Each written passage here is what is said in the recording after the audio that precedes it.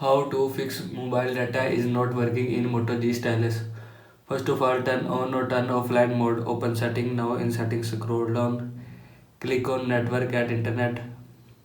Now here you see airplane mode, and if you want to turn on flight mode, then turn on this button. After turning on this button, turn on flight mode from your phone, and if you want to turn off flight mode, then turn off this button. After turning off this button, turn off flight mode from your phone. Now go back.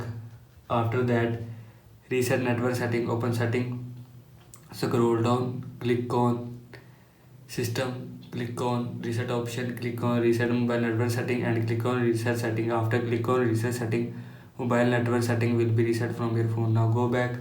After that, factory reset. Open setting, scroll down, click on system, click on reset option, click on erase all data factory reset, and click on erase all data. After click on erase all data, photo, video, picture will be deleted or erased from your phone. This is how you can fix if mobile data is not working in Moto G Stylus. I hope so you like this video, and thanks for watching this video.